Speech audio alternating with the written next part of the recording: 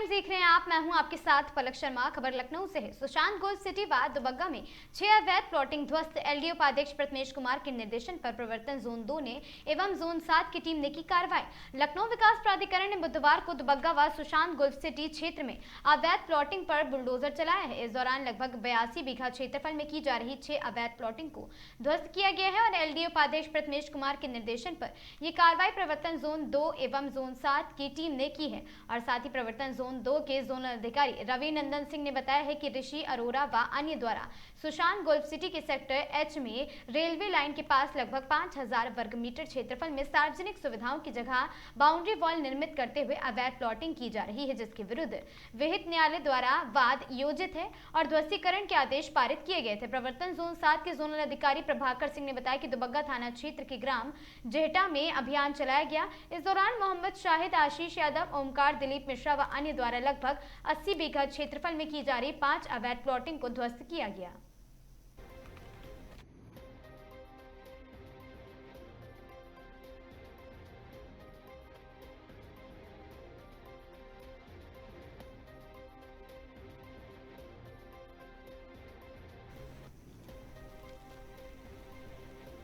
खबर सीतापुर से है, जहां नदी में नहाने गए 2 किशोरों की गहरे पानी में डूब जाने से हुई है दर्दनाक मौत। दोनों किशोर की मौत हो जाने के बाद परिजनों का रो रो कर बुरा हाल है। सूचना मिलने पर मौके पर पहुंची पुलिस तहकीकात में जुटी है। जनपद के रेउसा इलाके का पूरा मामला बताया जा रहा है।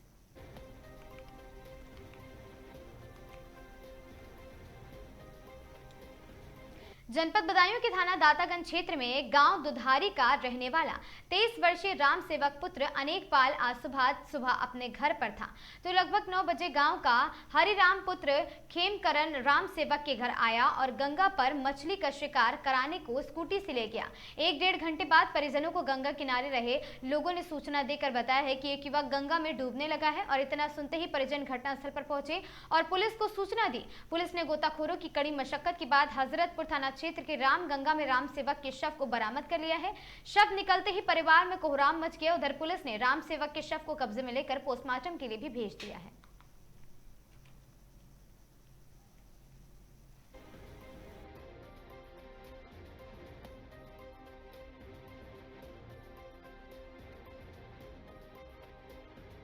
क्या नाम है तुम्हारा? जी तो कहाँ के रहने वाले हो? दुधारी बताएं जिला। अच्छा, ये क्या मामला है जो भाई की तुम्हारी में गंगा में डूब के मौत हुई है? ये सुबह में से मैंने पूछी, स्कूटी पे बैठा था, स्कूटी पे जा रहा था, मैंने पूछी थी कहाँ जा रहा, तो बोल रहा दातान जा रहा हूँ। तो उनने तो कुछ बोली नहीं, उनने ना बताया, ऐसे ही ले गए सीधे। कौन ले गया? हम गए हरिराम। कहाँ गए हैं? हमारे गांव के दुधारी के। अच्छा, फिर ले जाके ऐसे पता चली हमें 1 से 1.5 घंटे बाद भैया का फ़ोन आया दिल्ली से। हमारे घर का नंबर नहीं था किसी पे, तो ऐसे नंबर मिला भैया का कहीं, तो ये दिल्ली थे। दिल्ली से पता चली, उनने फ़ोन करा घर पे, तो हम घर पे थे, हम अपने पल्ले वाले पे, तो हमें बुलाया गया। वहाँ से बुला के हम भैया ये मैं 3 जने गए थे। तो 3 जने गए थे, 3 जने में वहाँ जाके पता चली क्या नाम कोई भी नहीं आया। वहाँ पर वो अकेले बैठे थे, ना किसी को बोला ना किसी से बोली। कहाँ बैठे थे? वहीं पर पुलिया के नीचे बैठे रहे ना। हाँ, गंगा पे। तो क्या नाम है, थाने में कंप्लेंट करी थी।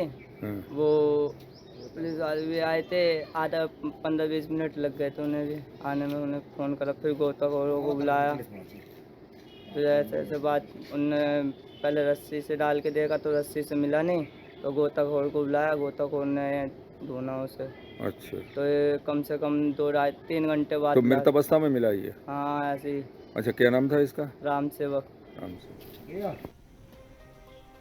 यूपी के विकास की नई लाइफलाइन गंगा एक्सप्रेसवे का उद्घाटन कर बोले पीएम मोदी। गंगा एक्सप्रेसवे न केवल पूर्व और पश्चिमी यूपी के बीच की दूरियों को कम कर रहा है, बल्कि उत्तर प्रदेश के इन 2 लंबे छोर की यात्रा के बीच लगने वाला समय को भी कम कर रहा है।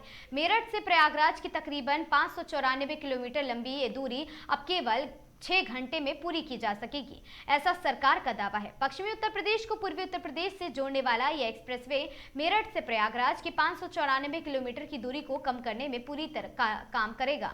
और इसके बाद पीएम नरेंद्र मोदी ने गंगा एक्सप्रेसवे का उद्घाटन किया। उन्होंने अपने संबोधन में कहा कि यह उत्तर प्रदेश की एक नई लाइफलाइन है। उन्होंने इस मौके पर बंगाल विधानसभा चुनाव को लेकर कहा कि आज लोकतंत्र के उत्सव का भी एक अहम दिन है। पीएम मोदी ने कहा कि मां गंगा के नाम पर एक्सप्रेसवे का नाम रखना सुखद अनुभूति है। उन्होंने उद्घाटन करते हुए कहा, मैं भगवान नरसिंह की भी इस भूमि को प्रणाम करता हूँ। यहाँ से कुछ किलोमीटर की दूरी पर ही मां गंगा कृपा बहती हुई निकलती है, इसलिए ये पूरा क्षेत्र अहम है।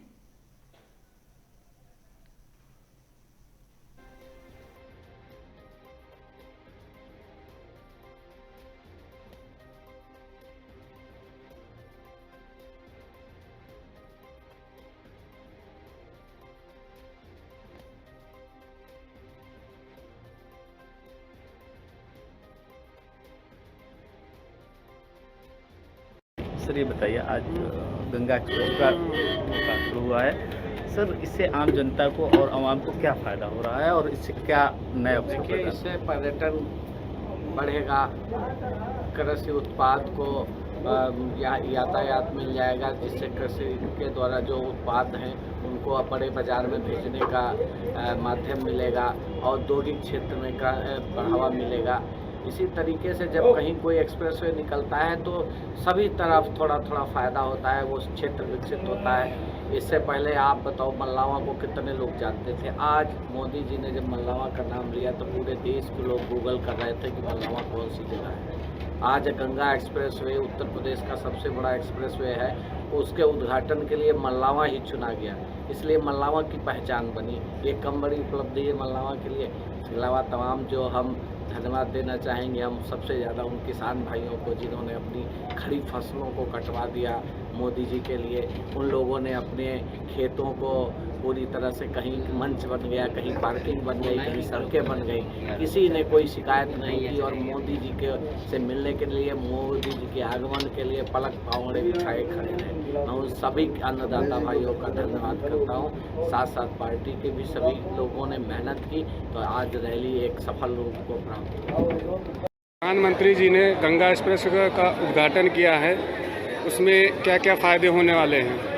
मेरा सबसे ज़्यादा तो फ़ायदे यहाँ पर ये मिलने वाले हैं, जो एक्सप्रेसवे के अगल बगल जो भी गांव बसे हुए हैं उनको साधन का भी एक आय मिलने वाला है। ये भी एक समस्या थी कि किसान इधर उधर भटक रहे थे और उनको साधन की समस्याएं होती थी, जाते जाते थे इधर उधर, जो दूर दूर साधन नहीं दूसरा है, तो सभी के लिए चारों तरफ जो एक्सप्रेस मोदी जी ने बताया कि फैला हुआ है, सभी को लाभ है भैया। सभी लोग पकड़ सकते हैं जो भी क्षेत्र से जुड़े हुए हैं और कहीं भी जा सकते हैं। इसमें किसानों को क्या लाभ होने वाला है? किसानों को भी भैया लाभ है, क्योंकि जैसा कि योगी जी ने बताया कि जो आसपास किसान बसे हुए हैं उनके लिए भी जो फैक्ट्रियाँ वगैरह दिखा रहे थे लगाने के लिए, वो रहते आय की व्यवस्था होगी, तो फायदे किसानों के लिए भी बहुत। मैं पार्षद तिवारी हरदोई जनपद में जिला कार्य समिति सदस्य के पद से कार्यरत हूँ और आज हम सब लाखों की संख्या में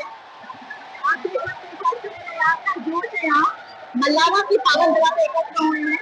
36,000 करोड़ की लागत से हमें गंगा एक्सप्रेसवे की एक सौगात यशस्वी प्रधानमंत्री माननीय नरेंद्र मोदी जी द्वारा दी गई है। ये एक मात्र एक्सप्रेसवे नहीं बना है, ये हमारे भविष्य का निर्माण है। हमारे लिए कनेक्टिविटी सबसे ज्यादा जरूरी है जब हम व्यापार करें या हमारा युवा भारत के आगे, भारत में कहीं भी 10 पढ़ने जाता है। तो मैं आज सभी को अपने सारी जनता के लिहाज से अपने मोदी जी को धन्यवाद अर्पित करती हूँ और हर हर मोदी, घर घर मोदी, जय श्री राम। मोदी जी उद्घाटन करने जा रहे हैं, क्या कहें? मोदी हमारे माननीय प्रधानमंत्री जी ने जो हमारे उत्तर प्रदेश में विकास के लिए हमेशा ही एक से एक कार्य किए हैं और आज हम लोग यहाँ पे सभी लोग एकत्रित हुए हैं क्योंकि हमारे माननीय प्रधानमंत्री जी मल्लावा में एक्सप्रेसवे, उत्तर प्रदेश का सबसे बड़ा एक्सप्रेसवे जो कि 36,260 करोड़ रुपए की लागत से बना है और ये 8 जिलों को जोड़ते हुए निकलता है। तो इस एक्सप्रेसवे के लिए यहाँ पे हम सभी लोग इकट्ठे हुए क्योंकि माननीय प्रधानमंत्री जी इसका लोकार्पण करने जा रहे हैं। और इतना ही नहीं, यहाँ से जो इसकी स्पीड होगी वो 150 किलोमीटर प्रति घंटे की रफ्तार से लोग यहाँ से जा सकेंगे, जिससे लोगों को आने जाने में बहुत सुविधा मिल जाएगी। यहाँ से प्रयागराज तक जाने में किसी प्रकार की कोई दिक्कत नहीं होगी।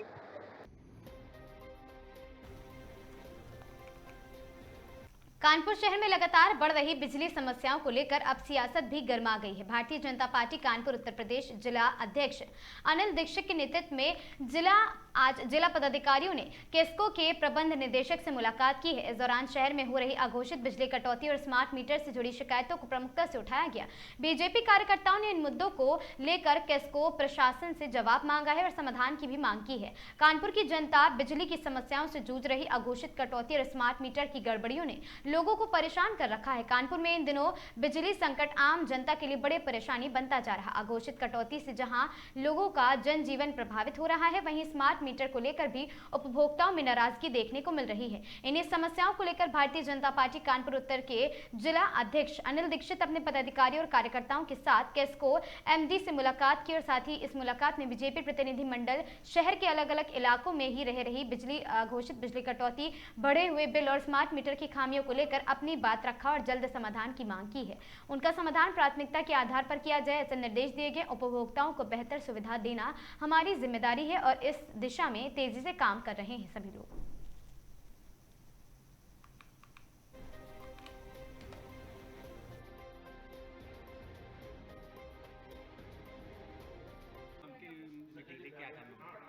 आज हमारे कानपुर नगर क्षेत्र के जिलाध्यक्ष अनिल दीक्षित जी के अध्यक्षता में एक पूरा पदाधिकारियों का जो भी टीम है यहाँ पर हमारे सामने आए हैं और उनको स्मार्ट मीटर के संबंध में क्या फील्ड में दिक्कत आ रही है, उनके घरों में क्या दिक्कत आ रहे हैं, इसके बारे में हमको अवगत करा दिया गया है।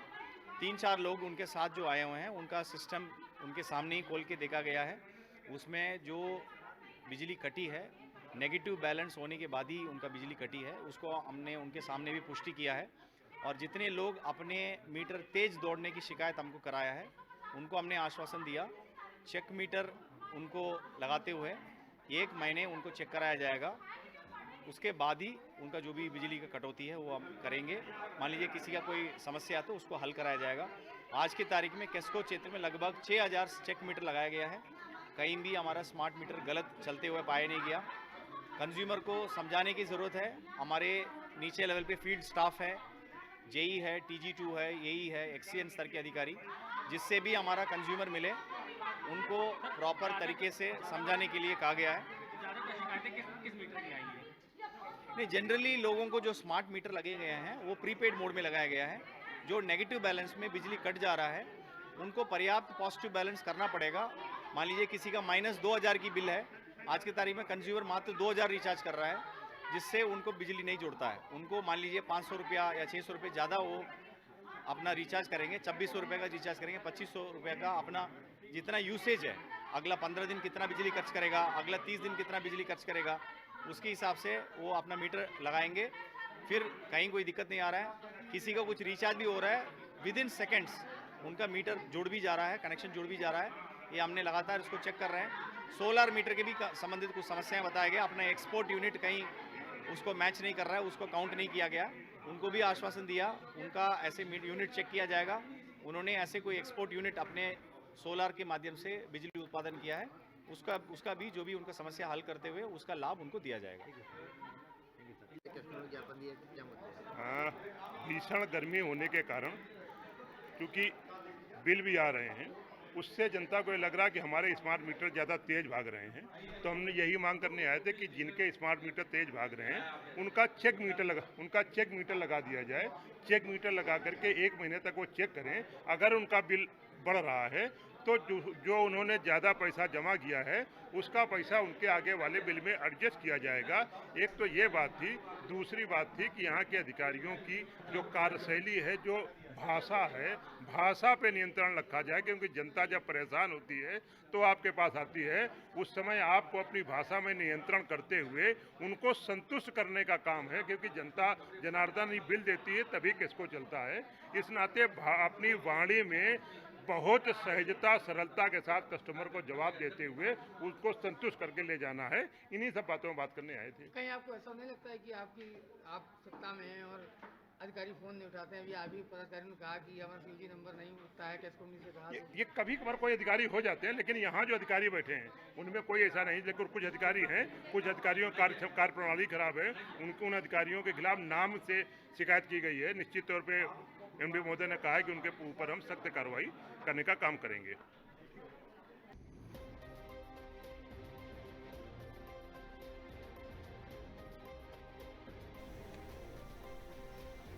कानपुर कमिश्नरेट पुलिस ने एक हैरान कर देने वाला मामले का खुलासा किया है, जहां एक युवक ने खुद के अपहरण की झूठी कहानी रचकर अपने ही परिजनों से फिरौती की मांग करने की साजिश की है। दरअसल थाना जाजमऊ क्षेत्र में 27 अप्रैल 2026 को एक महिला ने सूचना दी कि उसका 24 वर्षीय बेटा फैज, जो कि एक दिन पहले अपनी स्कूटी से काम पर निकला था, घर वापस नहीं लौटा है। सूचना मिलते ही पुलिस ने गुमशुदगी की जाँच शुरू कर दी और एक टीम गठित की है। जाँच के दौरान परिजनों को व्हाट्सएप कॉल के जरिए सूचना मिली कि फैज का अपहरण कर लिया गया है और इसकी रिहाई के लिए 1 लाख रुपए की फिरौती की मांग की जा रही है। पुलिस ने मामले की गंभीरता को देखते हुए सर्विलांस और तकनीकी जांच शुरू कर दी है, जिसमें युवक की लोकेशन गाजियाबाद में मिली है और साथ ही सीडीआर और अन्य साक्ष्यों के आधार पर पुलिस को शक हुआ कि मामला संदिग्ध है और पता चला कि फैज ने खुद ही अपने दोस्त के साथ मिलकर ये पूरा ड्रामा रचा है। गिरफ्तारी के डर से वह कानपुर लौट आया और साथ ही अपनी मौसी के घर थाना रेल बाजार क्षेत्र में छिप गया। पुलिस ने त्वरित कार्रवाई करते हुए उसे वहां से सकुशल बरामद कर लिया। पूछताछ में फैज ने स्वीकार किया है कि उसने अपने मालिक से लिए गए 20,000 रुपए के कर्ज को चुकाने के लिए ये साजिश रची थी। फिलहाल पुलिस इस मामले में शामिल सभी आरोपियों के खिलाफ विधिक कार्रवाई कर रही है।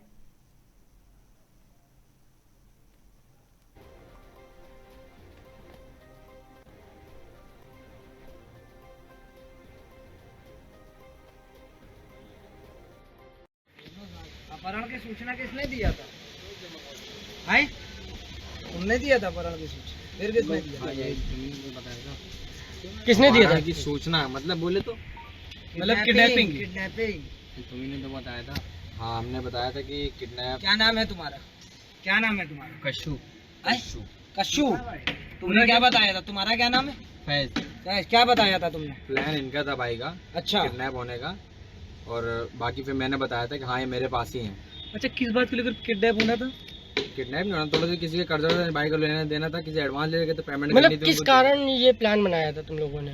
प्लान नहीं बनाया था, बस भाई जब आए थे आने से पहले उन्होंने बताया था। अच्छा, किससे कर्जा लिया था तुमने? एक एक करके पूछे तो मैं बता। क्यों? अच्छा, किससे कर्जा लिया था? कर्जा जिसके पास काम करते हैं ना, ड्राइविंग करते हैं, तो उससे एडवांस ले लेते पहले। जहाँ कितने रुपए?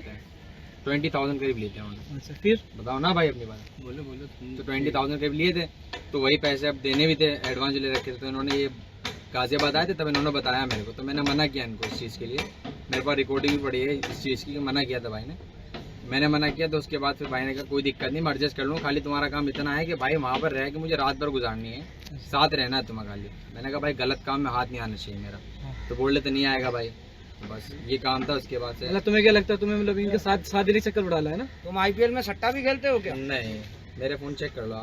देखिए, 27 अप्रैल को जाजमऊ थाने पर आवेदिका श्रीमती सकीना, वो थाने पर एक गुमशुदगी दर्ज कराई उन्होंने कि उनका बेटा, जो कि 26 तारीख को सुबह अपनी स्कूटी से काम के लिए निकला था, वो घर वापस नहीं लौटा। तो इसके संबंध में थाना जाजमऊ पर तत्काल गुमशुदगी दर्ज करी गई और हमारी टीम्स जांच के लिए इसमें जुट गई। उसके पश्चात में सकीना जी द्वारा बताया गया कि उनकी बहू और उनके परिवार वालों के फोन्स पर व्हाट्सएप कॉल के माध्यम से फिरौती की मांग करी जा रही है।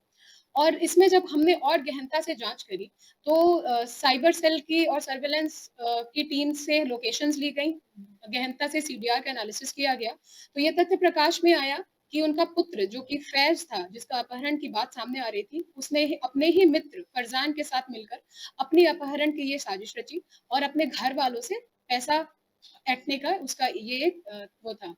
तो इसके संबंध में टीम्स ने गाजियाबाद से फरजान उर्फ कस्सू को लेकर आए हैं और यहाँ पर उसकी खाला के घर से फैज की भी बरामदगी की गई है। कितने लोगों शामिल है? अभी देखिए, इसमें जांच चल रही है। अभी फिलहाल के लिए 2 लोगों का ही नाम सामने आया है। जांच में जो भी आगे आएगा उसके हिसाब से कानूनी कार्रवाई आगे करी जाएगी।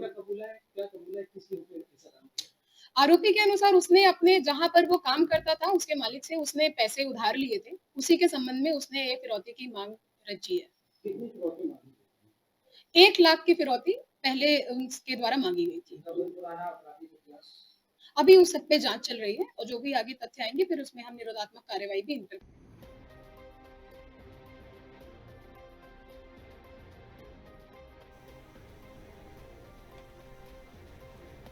नगर पंचायत बढ़नी कस्बे में जाम की समस्या को लेकर पूर्व नगर पंचायत अध्यक्ष निसार बागी ने पुलिस कप्तान से मिलकर ज्ञापन दिया है, जिसमें उन्होंने शहर में जाम की समस्याओं को नगर वासियों को निजात दिलाने की मांग की है। पुलिस कप्तान अभिषेक महाजन को शिकायती प्रार्थना पत्र देने आए निसार बागी ने मीडिया से बात करते हुए कहा कि भारत नेपाल सीमा पर स्थित बढ़नी नगर पंचायत के विभिन्न स्थानों पर लग रहे जाम की समस्याओं से आम लोगों को काफी परेशान है और साथ ही उन्होंने कहा है कि कस्बे के railway station road, railway crossing और साथ ही पचपेड़वा तिराहे पर बुधवार 10 बजे से लेकर देर रात तक यह समस्या बनी रहती है, जिसकी वजह से मरीज को लेकर जाने वाले एम्बुलेंस और बच्चों की बसों के साथ साथ आम नागरिकों को भी काफी कठिनाई उठानी पड़ती है। उन्होंने कहा है कि पहले पुलिस विभाग की सतर्कता की वजह से गाड़ियां क्रमबद्ध तरीके से खड़ी होती थी, लेकिन गुजरती थी और लोग गाड़ियों की पार्किंग भी निर्धारित स्थान पर करते थे, लेकिन इधर कुछ दिनों से व्यवस्था पूरी तरह धाराशाही हो गई है।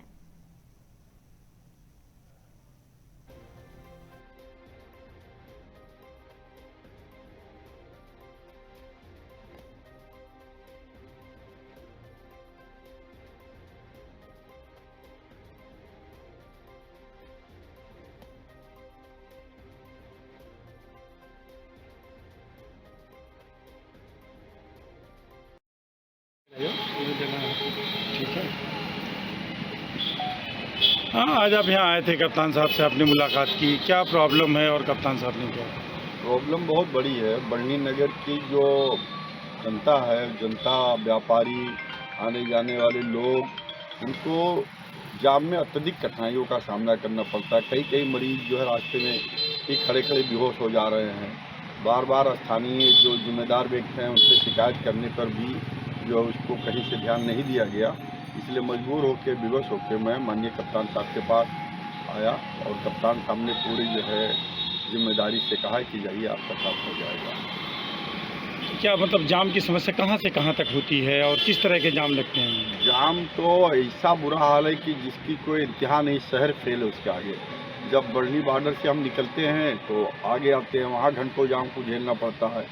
स्टेशन के पीछे मेन रोड पे रोडवेज बसें खड़ी करके परमानेंट जो है खड़ी किए रहते हैं, जिसके कारण जाम लगता है। वहाँ घंटों लोग परेशान होते हैं। फिर थोड़ा और आगे आते हैं, मालगोदाम तिराहे पे पहुँचते हैं, वहाँ टैक्सी वालों का आक्रमण है, कोई बोलता ही नहीं है, सारे रिक्शे वाले खड़े रहते हैं, दुकानदार परेशान, जनता परेशान। फिर वहाँ से जैसे आते हैं रेलवे क्रॉसिंग पे परेशानी है, ना तो लाइन से लोग जाते हैं ना आते हैं, ना वहाँ कोई पुलिस की व्यवस्था है, ना ट्रैफिक पुलिस की व्यवस्था है। पहले था, अब ये हटा दिए गए। फिर तुरंत उसके बाद जैसे 200 मीटर आगे जाते हैं पचपेड़वा तिराहे पे जाम की समस्या से लोगों को जूझना पड़ता है। कई घंटे लोग परेशान हो जाते हैं, दुखी हो जाते हैं। गर्मी में कई लोग बेहोश हो जा रहे हैं। बहुत ही ज़्यादा अत्यधिक कठिनाइयों का सामना करना पड़ता है जनता को, बहुत ही ज़्यादा।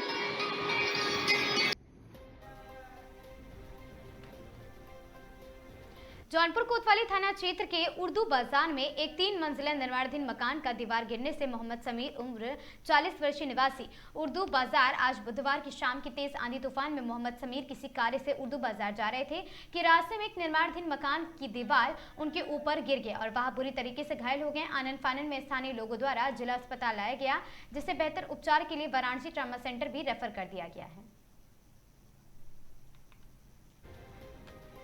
क्या नाम है आपका? मोहम्मद जमाल। गांव, घर, थाना? कोतवाली। ये जो घायल हुए कैसे घायल हुए, इनका नाम क्या है? मोहम्मद समीर नाम है सर। जी जी। आंधी तूफान आया, उसमें से नई बनी हुई मकान, इसका दीवार गिर गया, उसी से हुआ। इसमें और कोई घायल हुआ है? नहीं सर। क्या नाम है इनका? मोहम्मद समीर। और वहाँ कैसे गिरे, मतलब पुराना जर्जर था कि कैसे क्या हुआ? नया बना हुआ है। नया बना हुआ है। कोई ऐसा उसमें? अचानक से गिर गया, हम लोग ये तुरंत गए उठा लेके। ये कहाँ थे उस समय जब गिरा? बगली में था।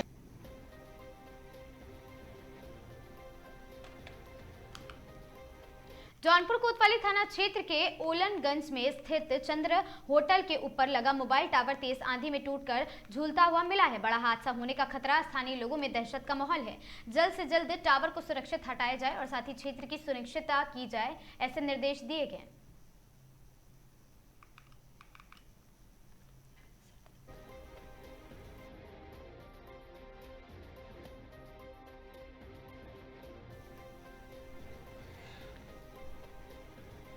उत्तर प्रदेश के जनपद अमरोहा के थाना नौगावा सादात पुलिस ने प्रेम संबंधों के चलते हत्या का किया सफल अनावरण करते हुए महिला व एक बाल अपचारी को किया है गिरफ्तार। आपको बता दें जिनके कब्जे से घटना में प्रयुक्त 2 चुन्नियां बरामद की गई हैं। आपको बता दें कि पूरा मामला थाना नौगावा सादात क्षेत्र के अंतर्गत आने वाले गांव बिलनीर निवासी वादी मुनाजिर पुत्र हनीफ की अपनी लड़की की हत्या के संबंध में गाँव के ही जैद पुत्र शहाबुद्दीन के विरुद्ध थाना नौगावा सादात लिखित रूप से तहरीर दी थी। पुलिस ने कार्रवाई करते हुए एक अभियुक्त व एक बाल अपचारी को गिरफ्तार किया है, जिनके कब्जे से घटना में प्रयुक्त 2 चुन्नी बरामद की गई है। गिरफ्तार महिला नाजो खातून ने पूछताछ में बताया है कि नाबालिग पुत्री को जैद बहला फुसलाकर अपने घर ले गया था। जब पुत्री को तलाश किया गया तो वह प्रातः 3:30 बजे उसके साथ आपत्तिजनक हालत में मिली है और अपनी नाबालिग पुत्री को अपने घर ले आई तथा बदनामी के डर से वह समाज के लोगों द्वारा हमारा समझौता करा दिया गया, लेकिन मोहल्ले और समाज में हमारी काफी बदनामी हो गई थी। तब मैंने व मेरी नाबालिग बेटी ने लाज और बदनामी के कारण 27 अप्रैल 2026 को सुबह के समय करीब 9 बजे अपनी पुत्री का गला दबाकर हत्या कर दी थी। 27/4/2026 को सुबह करीब 10 बजे के आसपास पुलिस को ये सूचना मिली थी कि थाना नौगावा क्षेत्र के बीलना गांव में एक नाबालिग बच्ची ने आत्महत्या कर ली है। पुलिस तुरंत मौके पर पहुंची, अधिकारी सभी मौके पर पहुंचे, एफएसएल की हमारी टीम मौके पर पहुंची। तो वहां पर उस स्थिति को देखते हुए, सीन ऑफ क्राइम को देखते हुए कुछ परिस्थितिजन्य साक्ष्य ऐसे थे जिनसे ये इशारा हो रहा था कि ये आत्महत्या प्रतीत नहीं होती, लेकिन फिर भी ज़्यादा श्योर होने के लिए शव को पोस्टमार्टम के लिए भिजवाया गया, जहां पर पैनल के माध्यम से, डॉक्टरों के पैनल के माध्यम से वीडियोग्राफी के साथ में उसका पोस्टमार्टम करवाया गया था। और जैसा कि पहले परिस्थितिजन्य साक्ष्य इशारा कर रहे थे, उसी प्रकार से पोस्टमार्टम की जो पूरी रिपोर्ट आई तो उसने भी यही स्पष्ट किया कि उस बच्ची के साथ में थ्रोटलिंग हुई है। और भी पोस्टमार्टम रिपोर्ट में कई चीज़ें शव से जुड़ी हुई सामने आई थी। इससे पूर्व ही बच्ची के परिजनों ने उसके पिता की तहरीर के आधार पर ही उसके एक गांव का ही रहने वाला लड़का जैद, उसके विरुद्ध एक हत्या का मुकदमा लिखवाया था। जब पुलिस ने तफ्तीश शुरू की तो उससे ये सामने आया कि नाबालिग बच्ची के जैद के साथ संबंधों को लेकर उसके जो घर वाले थे वो क्षुब्ध हो गए थे। उनको लोकलाज का जो एक प्रकार से उनको सता रही थी चिंता। और सुबह जब लड़की का पिता वो राजमिस्त्री का काम करता है और जब वो अपनी मजदूरी पर चला गया था, उसके बाद ने लड़की के नाबालिग भाई और उसकी माता ने मिलकर उसका गला दबाकर उसकी हत्या कर दी। और उसको आत्महत्या का रूप देने के लिए उन्होंने उसके गले में चुन्नी लपेटना और इस तरीके से उन्होंने शो किया कि जैसे उसने खुद आत्महत्या की हो, और आत्महत्या करने के बाद में उसका शव उन्होंने उतार लिया हो। साथ में पोस्टमार्टम में और जो मृतका के घर वाले थे उनकी रिपोर्ट, उनकी जो स्टोरी है उसमें यह भी सामने आया कि जो जैद है उसके साथ उसके संबंध बने थे, जिसकी पुष्टि पोस्टमार्टम रिपोर्ट में भी हुई थी। तो एक अलग से मुकदमा मृतका के पिता की तहरीर के आधार पर जैद पर भी एक लिखवाया गया है, जो रेप की धाराओं में यानी 64 के अंदर वो मुकदमा लिखवाया गया है और उसकी भी रिमांड ली जा रही है। माननीय न्यायालय के सामने उसको समक्ष उसको पेश किया जा रहा है। पुलिस टीम को क्या रिवार्ड दिया जा रहा है? पुलिस टीम को मेरी तरफ से इस मामले के सफल अनावरण के लिए और क्रिटिकल विवेचना को संपूर्ण करने के लिए 15,000 की राशि प्रदान।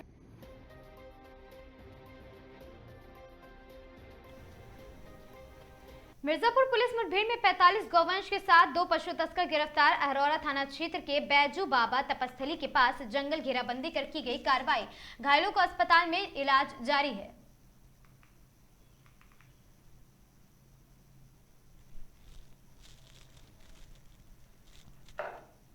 खबर जौनपुर से है, जहां आंधी और वर्षा से हुआ भारी नुकसान। आंधी के चलते कई पेड़ और टीन शेड गिरे हैं। पेड़ से दबकर 3 लोगों की मौत हुई है। चंदौली में 2 और गाजीपुर में हुई है मौत। और साथ ही आपको बता दें, गाजीपुर में टीन शेड की चपेट में आने से 1 की मौत, आंधी की चपेट में आने से कई लोग हुए घायल।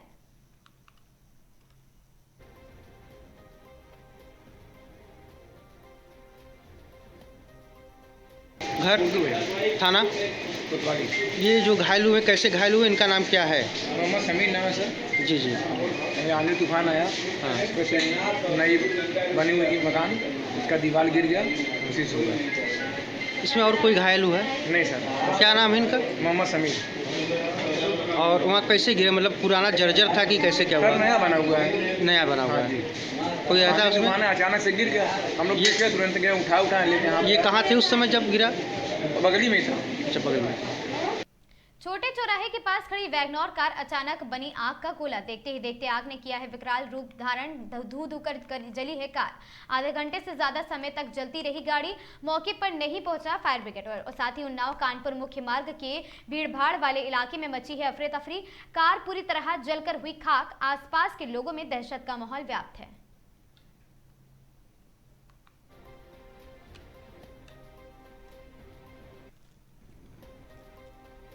जौनपुर जलालपुर थाना क्षेत्र के जहां एक दिव्यांग पति को उसकी पत्नी और बेटी द्वारा प्रॉपर्टी के विवाद में जमकर लात घूंसों से पीटा जा रहा है, जिसके बाद मारपीट का वीडियो सोशल मीडिया पर तेजी से वायरल हो रहा। पूरा मामला जलालपुर थाना क्षेत्र के मरही गांव का बताया जा रहा है।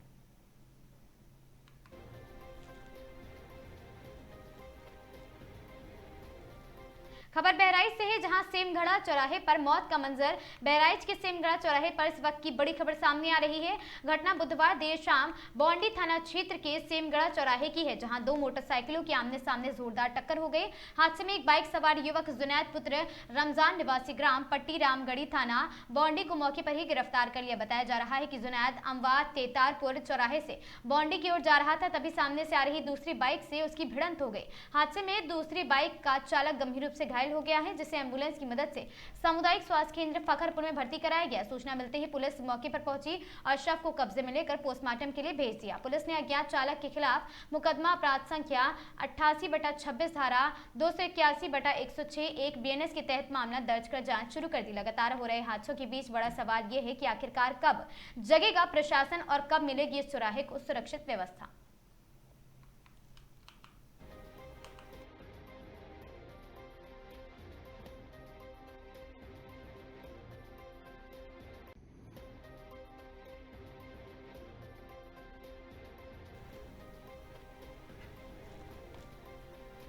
एएमयू में वीएम हॉल और में कट्टरवादी मानसिकता वाले छात्रों ने एक मासूम कुतिया को बेरहमी से पीट कर मार दिया। आपको बता दें कि हिंदू छात्र ने 112 पर फोन करके पुलिस को सूचना दी और पुलिस के पहुंचने पर सैकड़ों छात्रों ने भीड़ में हॉल और प्रॉपर्टी ऑफिस के कर्मचारी ने अपराध स्थल पर पुलिस को जाने से रोका है। AMU property professor Naved Khan और वीएम हॉल के प्रोवेस्ट प्रोफेसर नौशाद अली पीएम मौके पर मौजूद है और साथ ही प्रॉक्टर ने हिंदू छात्रों को इस प्रकरण के खिलाफ मुकदमा दर्ज करने का आश्वासन दिया था, मगर अब तक एएमयू प्रॉक्टर की तरफ से कोई भी कार्रवाई नहीं की गई है।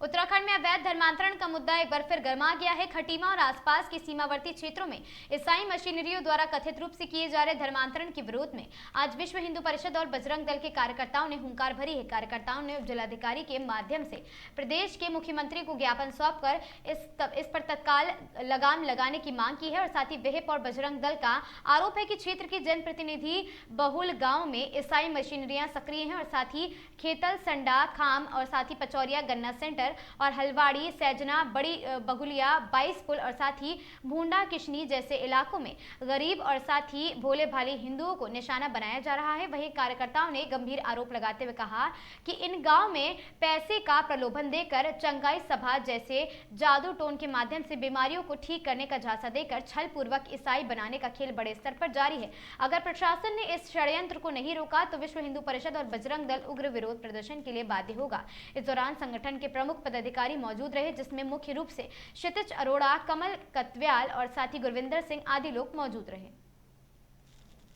जरूरी नहीं है ना कि हर दिन हम आपके घर पे बैठेंगे या आप हमारे घर पे बैठोगे, क्या पता हम प्रदीप जी के घर बैठे हों। जैसे अभी 14 साल से चल रहा था, ये 13 साल से बिस्कुरी वाला, तो सारे सबूत मिले उसके, जब अचानक से छापा पड़ा। तो ऐसे ही पचौरिया में गन्ना सेंटर में भी, बड़ी बुगलिया में, तो ये पकड़ने के बाद क्या कार्रवाई हुई? कार्रवाई उन्होंने जहाँ पे तो पकड़ रहे हैं वहाँ पे तो वो लोग कार्रवाई कर ही रहे हैं। मजा तो तब है ना कि जब जैसा गवर्नमेंट ने बोला तो सब लाइन कर रहे। हमारी मांग ही यही है कि हम क्या कहते हैं, हम पकड़ तो रहे हैं लेकिन उसमें कानूनी। श्री राम, आज हमारा ईसाईकरण के उसमें है, भोले वाले गरीब हिंदुओं से षड्यंत्र करके धर्मांतरण के संबंध में है। ये लोग क्या कर रहे हैं कि बीमारियों के नाम से हमारे जो थारू जनजाति के लोग हैं उनको भटकाने का काम कर रहे हैं। ये लोग कह रहे हैं कि हम ठीक कर देंगे, हम ये चीज़ कर देंगे, थोड़ा पैसे का लालच देके ये लोग हिंदुओं से उनको ईसाईकरण में ले जा रहे हैं। और हमारी मांग ये है कि जो ईसाई बन गए हैं तो वो प्रॉपर बन जाएं, या तो, और वो प्रॉपर नहीं बन रहे हैं और वो इधर भी SC/ST का लाभ ले रहे हैं और उधर से भी ईसाइयों के साथ मिलके काम कर रहे हैं, तो वो गलत है। उसी के उपलक्ष्य में हमने दिया है कि जगह जगह हम चाहते हैं कि SDM साहब के पास आए थे, वो थे नहीं, तहसीलदार साहब को हमने ज्ञापन दिया है और इसमें हमारी मांग है कि जगह जगह हमने यहाँ पर जगह भी लिख दी है, यहाँ पर कार्रवाई हो और बहुत बड़े उसमें ये धर्मांतरण का चल रहा है। जगह जगह से लोग बाहर से आ रहे हैं, पादरी आ रहे हैं, वो हमारे भोले वाले भाइयों को भटका के और वो ईसाईकरण में उनको कन्वर्ट कर रहे हैं, और लेकिन कागजों में वो हिंदू ही हैं। जय श्री राम। हिंदू संगठन के कार्यकर्ता कुछ अभी एक ज्ञापन लेके आए जिसमें उनके द्वारा बताया गया है कि अनुसूचित जनजाति बाहुल्य क्षेत्र में मिशनरीज द्वारा प्रलोभन देते हुए गरीब अनुसूचित जनजाति के व्यक्तियों को धर्म परिवर्तन कराया जा रहा है और बहुत बड़ी तादाद में कराया जाता है। अलग अलग जगह सभाएं होती है, तो उनके द्वारा ज्ञापन दिया गया है कि ये बंद होना चाहिए, क्योंकि गरीब व्यक्ति को प्रलोभन देकर धर्मांतरण कराना गैरकानूनी है। इसलिए उन्होंने अपेक्षा की है कि प्रशासन, पुलिस इस पर कार्रवाई करे और यदि कोई ज़बरदस्ती धर्म परिवर्तन करा के उसके अनुसूचित जनजाति का जो प्रमाण पत्र है उनको निरस्त किया जाए, जिससे कि समाज में एक शुद्ध मैसेज जाए कि धर्मांतरण प्रलोभन देकर धर्मांतरण कराया जाना एक बहुत बड़ी समस्या बनती जा रही है। नहीं, अगर जैसे कि अभी भारत सरकार और सुप्रीम कोर्ट ने भी कहा है कि यदि अनुसूचित जनजाति को कोई व्यक्ति धर्मांतरण कर देता है तो उसका वो दर्जा समाप्त हो जाएगा, अनुसूचित जनजाति का या अनुसूचित जाति का दर्जा। तो यदि ये इस ढंग से कोई प्रमाण मिलता है कि इनके द्वारा धर्म परिवर्तन कर लिया गया है तो वो कार्रवाई उसमें अमल में लाई जा सकती है। वो भी नियमानुसार जो भी कार्रवाई होगी उसे फिर अमल में लाएगा। रामनगर के टांडा क्षेत्र से एक बड़ी खबर, चिंताजनक खबर सामने आई है, जहां पर हाईवे 309 पर एक बार फिर सड़क हादसे की गवाह सड़क बनी है। तेज रफ्तार का कहर ऐसा टूटा कि एक बाइक सवार को पीछे से दूसरे बाइक सवार ने जोरदार टक्कर मार दी है। गंभीर रूप से घायल युवक की पहचान चंद्रपाल निवासी चिल्किया के रूप में हुई है, जिसे तुरंत अस्पताल में भर्ती कराया गया, जहां जिंदगी और मौत के बीच उसकी जंग जारी। और साथ ही आपको बता दें, डॉक्टर अभिषेक अग्रवाल के मुताबिक घायल युवक को गंभीर चोटें आई हैं, उसके पैर और पसलियां टूट गई हैं, जबकि सिर में गहरी चोट के चलते टाके लगाने पड़े हैं। डॉक्टरों का कहना है कि उसकी हालत अभी भी नाजुक बनी हुई है। वहीं दूसरे घायल युवक का भी अस्पताल में इलाज चल रहा है। इस घटना के बाद स्थानीय लोगों में भारी आक्रोश है और लोगों का कहना है कि हाईवे 309 अब हमेशा हादसों का अड्डा बन चुका है, जहां आए दिन दुर्घटनाएं होती ही रहती हैं।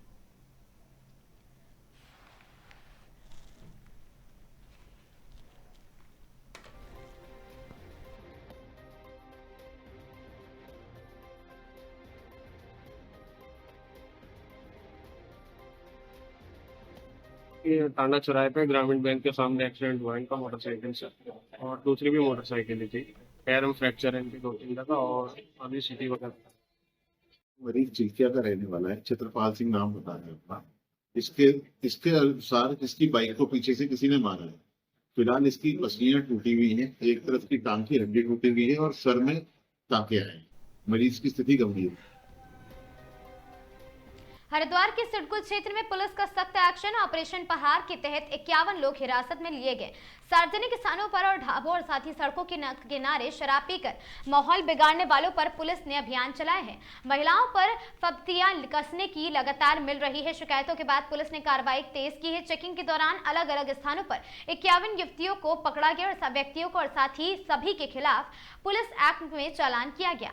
कार्रवाई के दौरान कुल जुर्माना वसूला गया और सभी को भविष्य के लिए सख्त चेतावनी दी गई। पुलिस ने साफ किया कि सार्वजनिक जगह पर शराब पीकर हुड़दंग करने वालों के खिलाफ अभियान आगे भी जारी रहेगा।